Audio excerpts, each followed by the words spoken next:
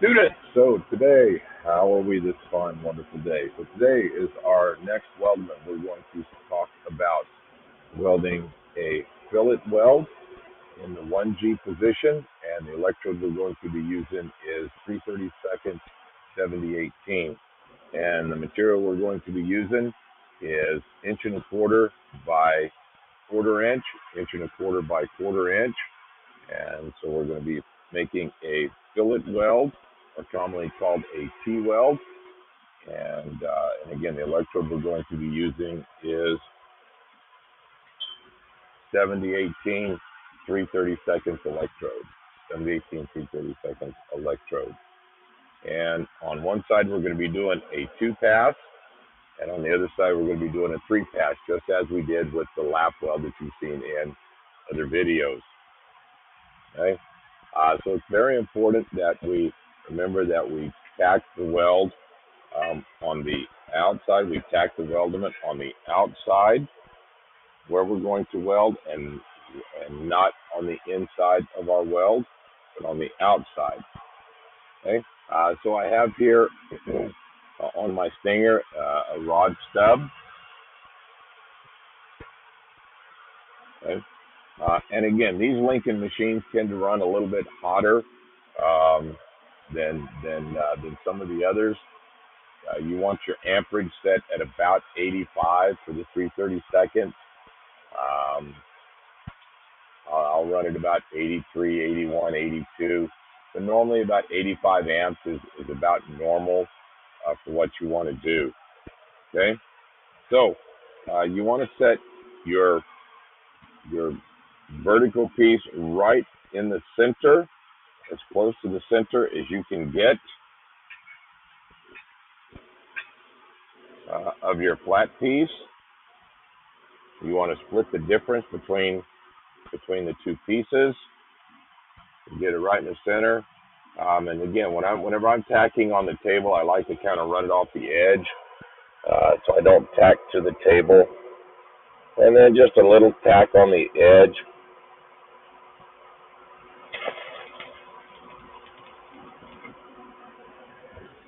Right? And you can see, if you look here, you can see it's moved, even with me holding it. Just the heat caused it to move just a little bit. And that's no problem. We can move it back where we want it. Hopefully I've got a good tack on there. It's not going to break. Move it into the center.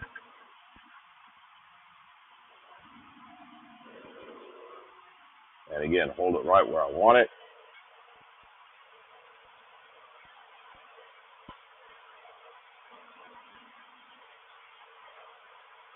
Again, making sure I'm pretty close to the center. And I'm not going to take a measuring tape and measure it.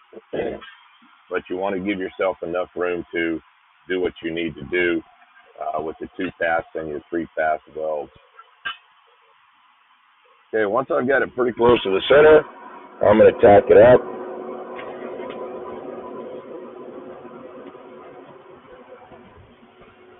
And once I'm sure that I've got a good tack on it, get my rod stub out of the way, I'm going to go ahead and put my first electrode in there so that I'm ready to go. And set my electrode holder out of the way.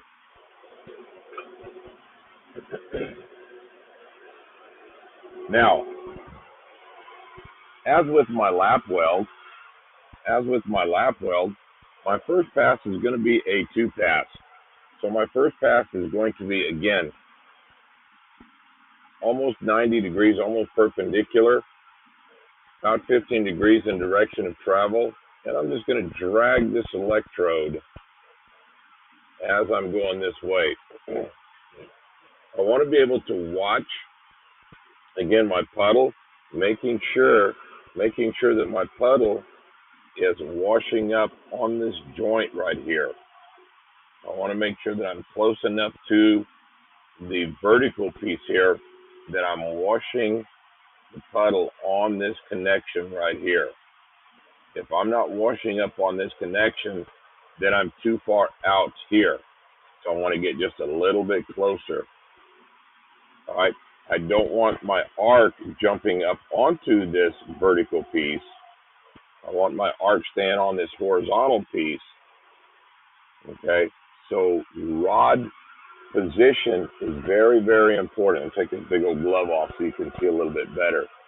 So rod position is very important on on this first pass. Okay, if you get too much of a lean this way, you're going to cause the arc to jump more on this vertical piece, and that's not what you want. You want that arc to stay down. You want that puddle to stay down on this horizontal piece. Okay, so it's important that you keep it close to the vertical piece, but you keep the electrode pointed down towards the horizontal piece. Okay, and you'll be able to watch that. I'll kind of hopefully you'll be able to kind of see that as I'm dragging along. I know it. Sometimes the sparks fly and you don't really get to see a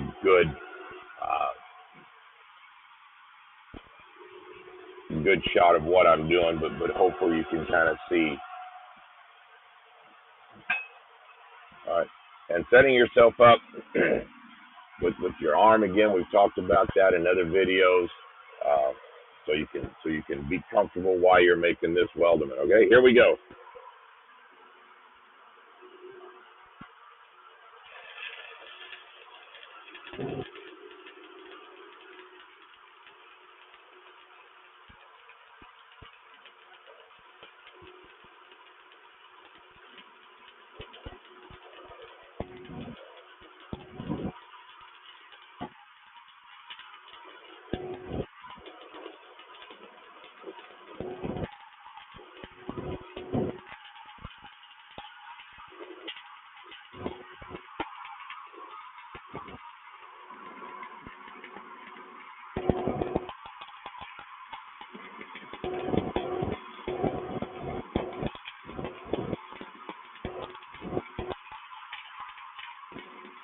And as always, when you get to the end of 7018, you're going to do your little circle dance back up over the top.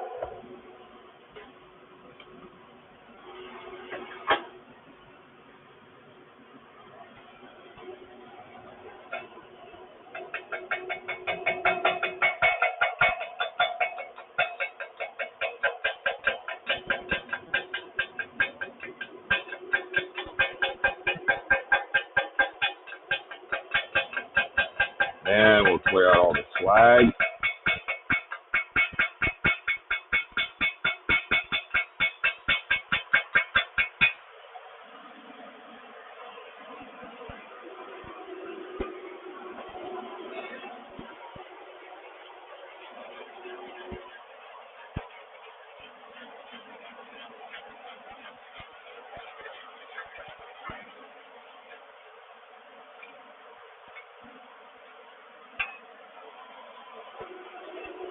Very important that you get all the slag cleared out of here.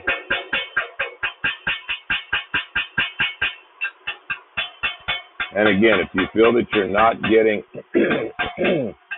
all the slag cleared out, I don't mind if you take it outside and take a wire wheel to it on one of our angle grinders. That's probably the best way to do it. But if you've laid down a pretty decent weld, no reason you can't get it out with the chipping hammer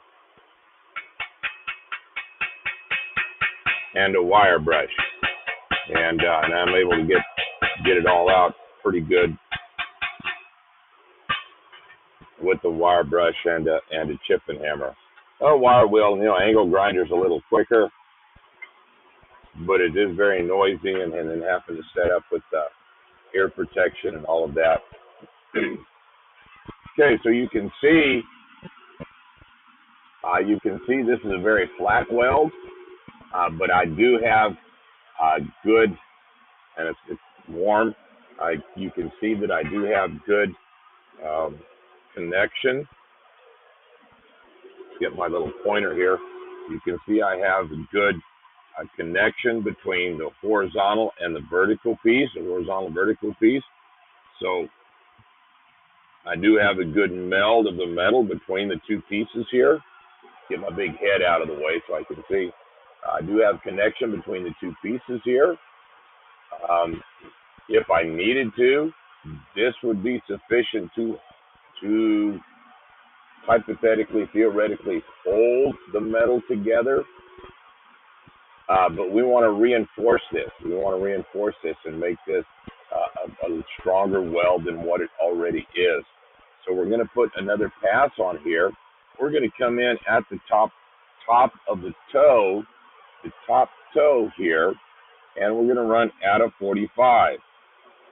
Okay, so our second pass is going to be at the top of the toe at a 45, and again, about 10 or 15 degrees, 13 degrees in direction of travel, and we're just going to drag it all the way. And I'll weld about 2/3 or half of this so you can kind of see what it looks like.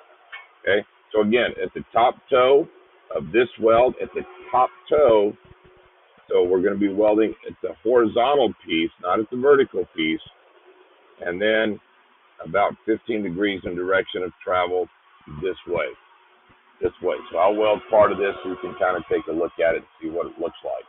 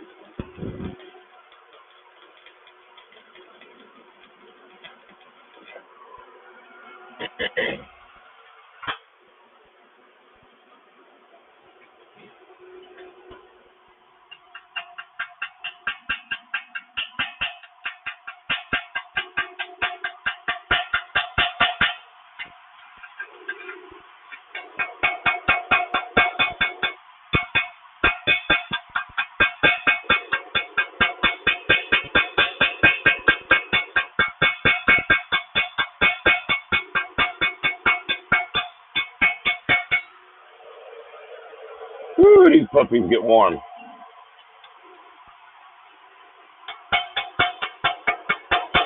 Now again, we're just cleaning the slag off a little bit.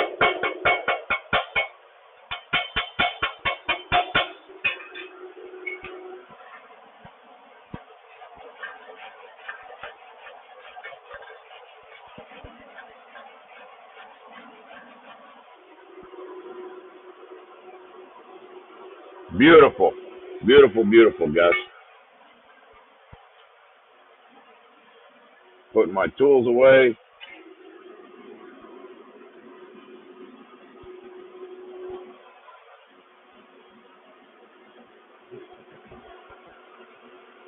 Okay, you will notice that we can see about 1/3 or less of my first weld, and a whole bunch of the second weld. You'll see it's at a 45. You'll see it's at a 45, and so it's covering up the majority of the weld. The trick of stacking these beads, ladies and gentlemen, the trick of stacking these beads is that I'm not able to see 1, 2 welds. I see part of the first one, all of the second one. All right, part of the first one, all of the second one. And that's really going to be important here on the next one. All right, let's turn this around now. Okay, on a 3-pass, I think the 3-pass is a little easier, but it tends to eat students up a little more. And I think the reason is because they fail to understand parts of the weld. Our first pass is going to be right at the toe.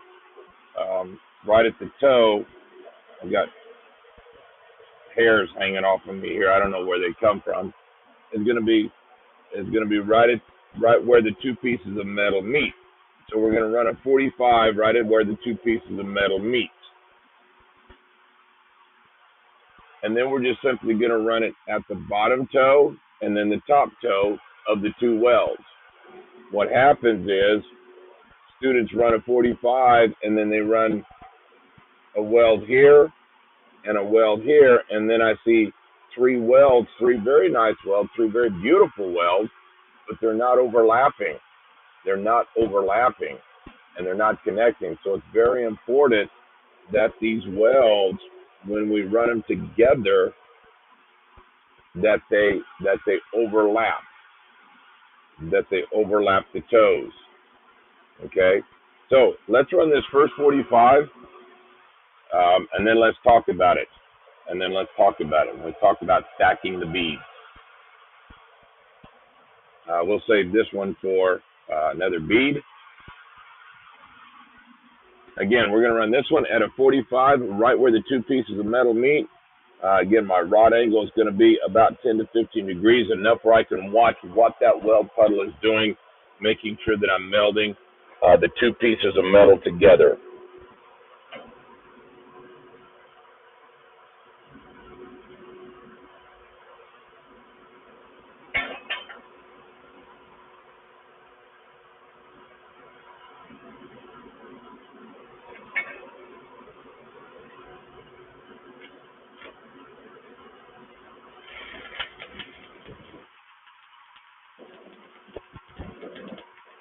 And just running nice and easy, taking my time.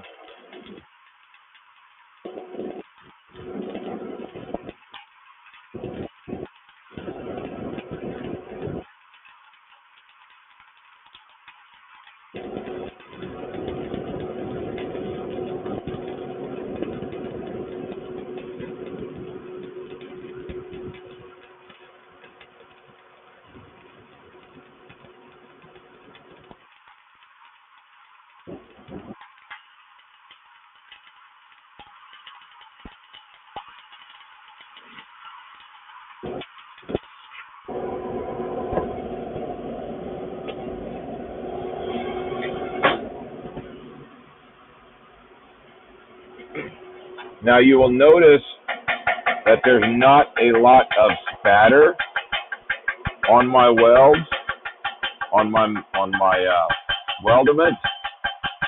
Okay, now I know there's a lot on my table. It's because I've been welding with some different type of electrode.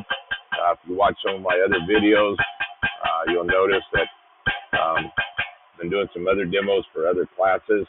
Okay, especially with 7018, if you're getting a lot of spatter, and by spatter I mean little pimples, little things like that, then you are way too far back with your electrode. You need to get your electrode a little closer to your weld.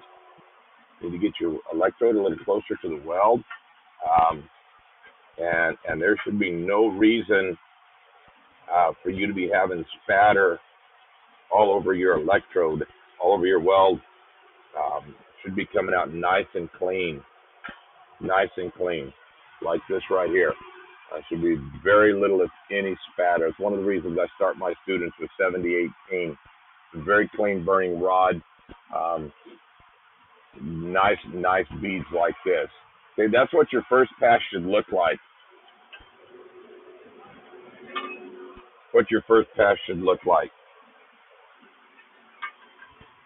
Our second pass is going to go at the bottom toe, ladies and gentlemen, at the bottom toe, not next to it. We're going to put it right on that toe, just like we did on where the two pieces of metal meet. Right where that bottom toe and the metal meets is where we're going to put that next electrode. Okay, and we're going to drag it just like we did where the two pieces of metal meet. We're going to imagine that this is where the metal meets, where the two pieces of metal meet, but it's where the weld and the metal meet, and we're just going to follow that.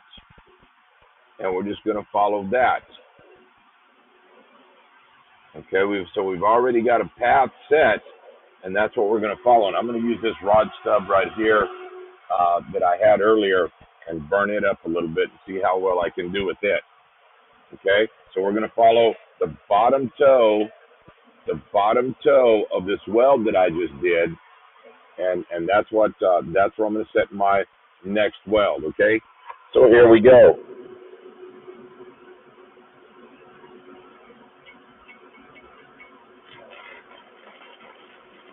And again, I'm running at a 45.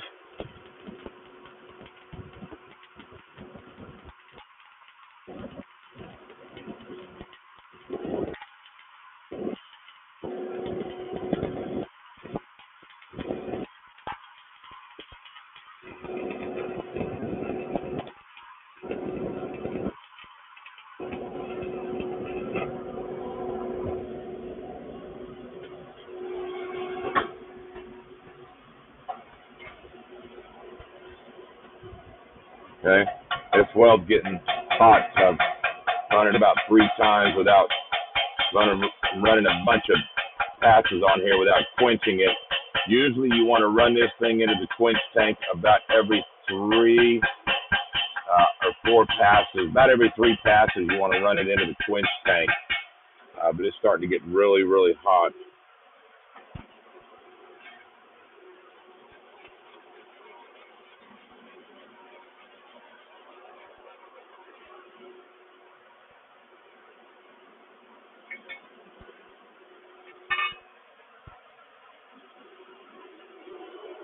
Okay, so now you see that's at a 45 there. I've just about covered up that entire first, almost. Now I'm going to take on top, get my big helmet out of the way here. Now I'm going to take on top of the weld that I just laid, that top toe, and I'm going to lay a 45 right on top of it. And I'll cover it up about halfway so you can see what that looks like. About halfway on top of that. Okay, and again, running at a 45, same rod, nothing changes. The only thing that changes is where I'm moving my electrode to. So on top of that toe of the weld that I just laid, the weld that you just laid on top of that toe, we're going to run it at 45.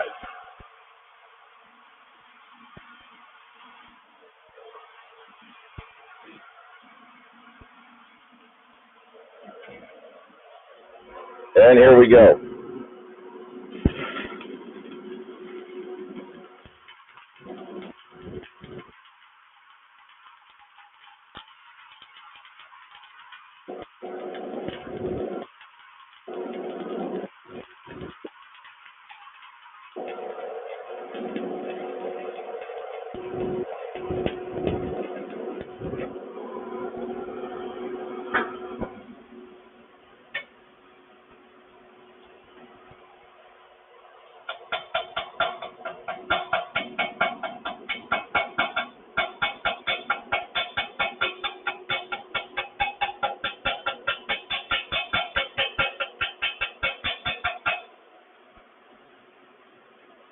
Now, ladies and gentlemen, as you can see, I see a little bit of that second weld.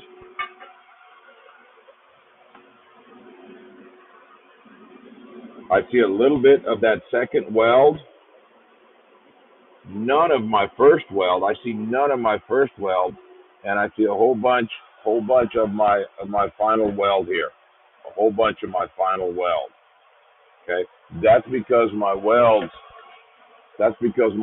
are overlapped. Again, a little bit, a third or so of my second weld right here on the bottom.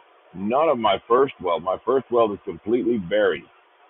And then I see my final weld here. My final weld here is my signatures, my what we call my cover pass or my cap pass.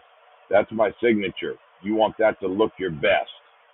Okay, it covers up any errors or mistakes that you may have. All right, you want that to look good. Okay, again, about a third of your second pass, none of your first pass. That's what your 3-pass should be looking like. Okay, ladies and gentlemen, that is what your fillet weld should be looking like. Again, 2 passes on one side. First one is at 90 degrees. Second one is at 45 at the top toe of that weld. Then the other side is at a 45, and then a 45 at the bottom toe, and then a 45 at the top toe. And it's all a drag motion. We do not make any motions with these weldments with the E7018, 3/30 seconds. Any questions? Leave them in the comments. Make sure you like and all that other funky stuff. Yeah, I got a whole bunch of followers. Yeah, sure. All right. This is Mr. Clark. I'll see you in the booth. I'm out. Have a good day.